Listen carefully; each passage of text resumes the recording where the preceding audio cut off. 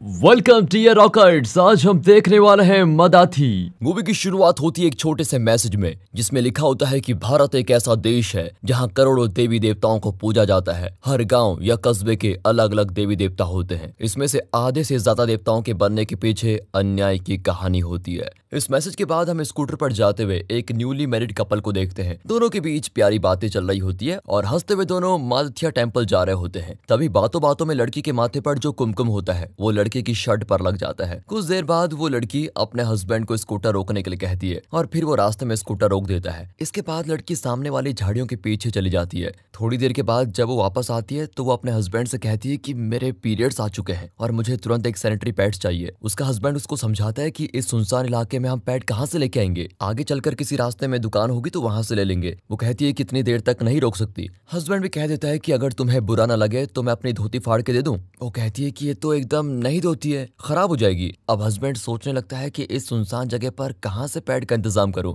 तभी उन्हें यहाँ से थोड़ी दूर पर एक झोपड़ी नजर आती है और फिर उसको देखकर उनके अंदर एक मदद की उम्मीद जागती है। हस्बैंड कहता है कि तुम मेरा यहीं पर इंतजार करो, मैं उस झोपड़ी में जाकर कोई बंदोबस्त करके आता हूँ। ऐसा कहकर वो उस पहाड़ी पर बनी झोपड़ी की ओर चला जाता है। उस लड़की को अपने हस्बैंड का इंतजार करते हुए बहुत समय बीत जाता है। पहले वो लड़की उसे वहीं से आवाज लगाती है, लेकिन सामने से कोई जवाब नहीं आता। इसलिए वो झोपड़ी के पास चली जाती है, लेकिन उस झोपड़ी के अंदर से कोई भी आवाज नहीं आती। उसके बाद वो झोपड़ी का दरवाजा खोलकर अंदर जाती है। वहां पर ये लड़की देखती है कि छोटे छोटे कपड़ों के ऊपर पेंटिंग बनाई हुई है, लेकिन उसका हस्बैंड कहीं भी नजर नहीं आता। वो उन पेंटिंग को देख रही होती है कि तभी वहां पर एक छोटा सा लड़का आकर उस लड़की को आवाज लगाता है। लेकिन थोड़ी देर पहले जब ये लड़की अपने हस्बैंड को बुला रही थी तो ना तो किसी ने कोई जवाब दिया और ना ही इसे कोई दिखाई दिया। पर अब ये लड़का सामने आकर खड़ा हो गया है जैसे कि वो प्रकट हुआ हो। लड़की उसे अपने हस्बैंड के बारे में बताती है और कहती है कि यहाँ पर मैं अपने पति को ढूंढते हुए आई हूँ, वो इसी झोपड़ी की तरफ आए थे। वो बच्चा इसके सवाल का कोई जवाब नहीं देता और लड़की से पूछता है कि दीदी क्या आप पानी पियोगी।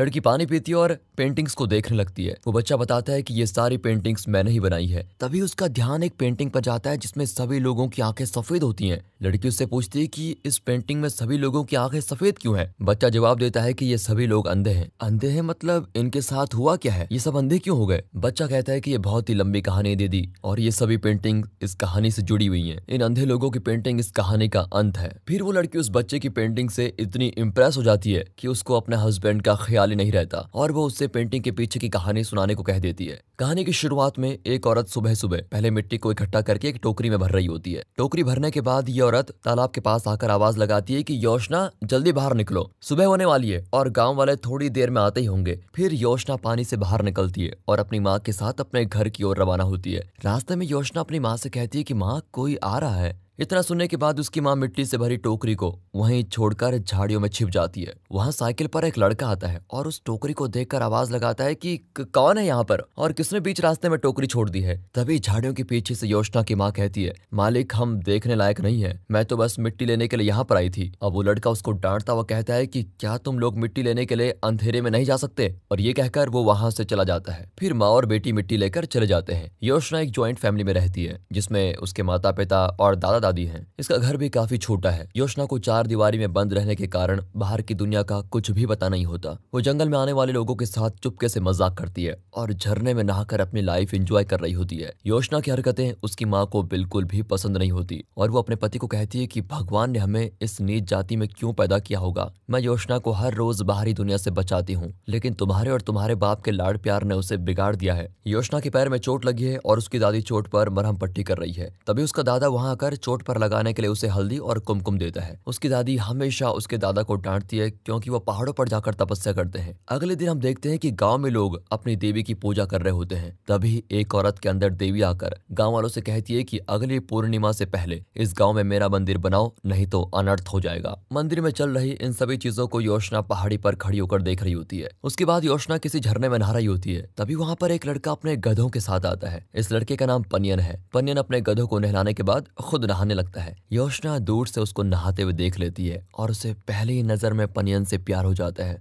योशना पनियन को तब तक देख रही होती है जब तक कि वो चला नहीं जाता। उधर योशना का फादर किसी के लिए कब्र खोद रहा होता है और गांव वालों के आने से पहले पत्थर के पीछे छिप जाता है। इसका मतलब इस गांव में नीची जाति के लोग ऊंची जाति वालों से आंख भी नहीं मिला सकते। उस लाश को कब्र में दफनाने के बाद गांव वाले योशना के पिता के लिए मैले कपड़े और एक दारू की बोतल और थोड़े पैसे रखकर चले जाते हैं, क्योंकि इसका काम कब्र खोदने का ही होता है। अब घर में योशना की माँ उससे कुछ काम करने को कहती है, लेकिन योशना तो काम करने से ही मना कर देती है और जब उसकी माँ उसको डांटती है तो वो कोने में जाकर रोने लग जाती है। योशना अपनी माँ से पूछती है कि माँ, क्या मैं तुम्हारी बेटी नहीं हूँ? क्या मैं तुम्हारी कोख से पैदा नहीं हुई हूँ? क्यों तुम मुझे हर वक्त डांटती रहती हो? फिर पास में बैठकर उसकी माँ उसको समझाती है कि अगर तुम ऐसे ही जंगल में भटकती रहोगी तो कोई भी तुमसे शादी करने के लिए राजी नहीं होगा। भगवान ने तुम्हें इतना सुंदर बनाया, लेकिन तुम्हें हमारे घर में जन्म देकर उन्होंने बहुत बड़ी गलती कर दी। उसकी माँ बताती है कि जब तुम पैदा हुई थी तो कुछ लोगों ने कहा कि तुम्हें मार दें। योशना पूछती है कि माँ, उन्होंने ऐसा क्यों कहा? उसकी माँ कहती है कि तुम लड़की हो और जानवर से भी बुरे इंसान हमें चैन से जीने नहीं देंगे। फिर योशना अपनी माँ से उनके रिश्तेदारों के बारे में पूछती है और कहती है कि कोई भी रिश्तेदार हमारे घर पर क्यों नहीं आता। माँ बताती है कि पास वाले गाँव में हमारे कुछ रिश्तेदार रहते हैं, लेकिन हम वहाँ तभी जा सकते हैं जब वहाँ किसी की मौत हो जाए। योशना फिर पूछती है कि माँ, क्या हम नदी पार रहने वाले रिश्तेदार के घर नहीं जा सकते? तभी उसके पिता वहाँ पर कुछ राशन लेकर आते हैं। राशन देकर उसकी माँ कहती है कि इस बार गांव वालों ने सिर्फ इतना ही राशन दिया है क्या? मुझे तो लगता है कि अगली बार गांव वाले हमें भूखा ही मार देंगे। अब योशना मछली पकड़ने के लिए अगले दिन सुबह जंगलों में जाती है। तभी वहां पर पनियन का खोया हुआ गधा का बच्चा मिलता है। योशना इस गधे के बच्चे को जंगल में अकेला नहीं छोड़ना चाहती और वो अपने साथ उसको घर पर लेके आ जाती है, फिर उसको चारा भी खिलाती है। उधर योशना के माता पिता कपड़े धोने के लिए नदी के पास जा रहे होते हैं। तभी रास्ते में उन्हें कुछ काम वाले शराब पीते हुए मिल जाते हैं और वो योशना के पिता को भी शराब पीने के लिए बुला लेते हैं और इसी बीच उसे हद से ज्यादा शराब पिला देते हैं। उनमें से एक लड़का योशना की माँ का बलात्कार करता है। दूसरे दिन योशना उस गधे के बच्चे के साथ एक पहाड़ी पर पनियन का इंतजार कर रही होती है। जब पनियन बाकी गधों को चुराने के लिए वहां आता है तो योशना उस गधे के बच्चे को वहां छोड़ देती है, जिससे वो बाकी गधों के साथ मिल जाए। पनियन और उसके दोस्त झरने में नहाने लगते हैं और नहाने के बाद जब पनियन पानी से बाहर आता है तो उसे कहीं पर भी अपनी शर्ट नहीं मिलती, जो कि गुम हो चुकी है। हम देखते हैं कि योशना ने ही उसकी शर्ट चुराई है और अब उस शर्ट को पहनकर वो जा रही होती है कि तभी उसे रास्ते में उसका दादा मिलता है, जो उससे कहता है कि प्रणाम माता मदित्य।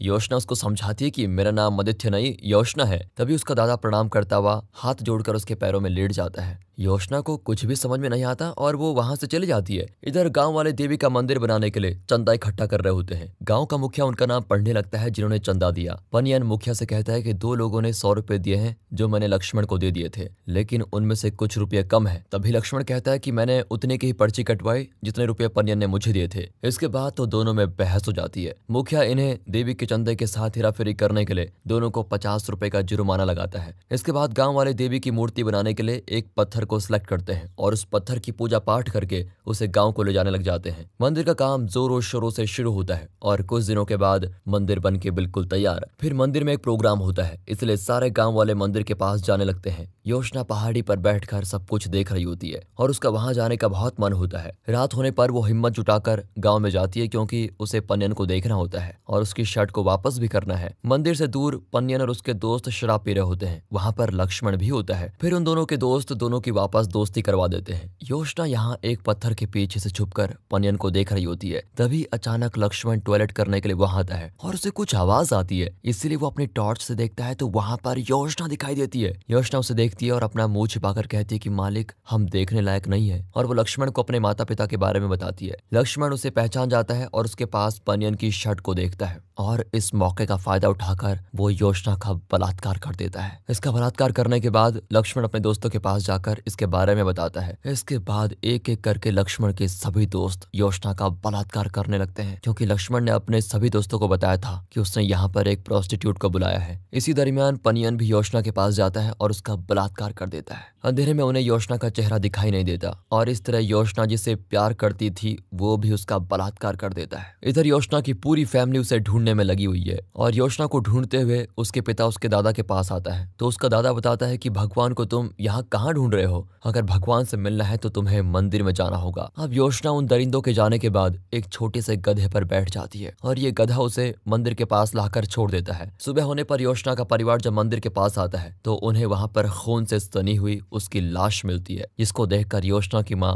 गाँव वालों को श्राप देती है। लेकिन गाँव वाले उन्हें ब्लेम करते हैं कि तुम्हारे गाँव के अंदर आने की हिम्मत कैसे हुई, तुम तो देखने लायक भी नहीं हो। इतना कहकर सारे गाँव वाले योशना के परिवार पर पत्थर फेंकने लगते हैं। अब योशना की लाश को उसके घर वाले वाले कंधों पर बैठाकर घर लेके जाते हैं। कुछ दिनों के बाद उस गांव पर लगातार 1 हफ्ते के लिए लगातार बारिश होती है, जिससे गांव वालों के घर टूट जाते हैं और साथ ही वो मंदिर भी टूट जाता है, लेकिन देवी की मूर्ति का कोई भी नुकसान नहीं होता। अब प्रेजेंट में दिखाते हैं, बच्चा स्टोरी बता रहा होता है। वो कहता है कि उस देवी की मूर्ति का चेहरा बदल गया, वो भी योशना के चेहरे में, और माथिया में जो देवी है वो योशना ही है। तभी वो लड़की उस सफेद आंखों वाली पेंटिंग के बारे में पूछती है, तो वो लड़का बताता है कि योशना के साथ ऐसा होने के बाद सारे गांव वालों की आंखें सफेद हो गई और वो अंधे हो गए। उसी पेंटिंग के अंदर उस लड़की के पति की भी फोटो होती है, जिसकी शर्ट के ऊपर कुमकुम का दाग लगा हुआ है। जब वो उस पेंटिंग को टच करती है तो उसको वो कुमकुम एकदम फ्रेश लगता है, और ये देखकर उस लड़की के होश उड़ जाते हैं। फिर वो बच्चा उस लड़की को पैर देता है और लड़की को झोपड़ी से चले जाने के लिए कहता है। जब हम वापस उस जगह को देखते हैं तो वहां ना तो कोई झोपड़ी नजर आती है और ना ही वो बच्चा, लेकिन वहां पर योशना होती है। योशना देवी ने इस लड़के के पति के साथ क्या किया, ये अब भी एक रहस्य है। शायद इसके पति ने कुछ गलत काम किया होगा, इसलिए उसको ऐसी सजा मिली। इस लड़की को अपने अन्याय की कहानी बताने के लिए योशना देवी खुद बच्चे का रूप लेकर आई थी, और इन्हीं सवालों के साथ ये मूवी खत्म हो जाती है। बाकी दोस्तों, आपको क्या लगता है योशना देवी ने उस आदमी के साथ क्या किया? आपको जो लगता है कमेंट करके जरूर बताइएगा। वीडियो अच्छी लगी हो, एक्सप्लेनेशन अच्छा लगा हो, स्टोरी अच्छी लगी हो, लाइक कीजिए और चैनल को सब्सक्राइब। मिलते हैं अगली वीडियो में, तब तक के लिए गुड बाय, अपना ख्याल रखिए and finally thanks for watching.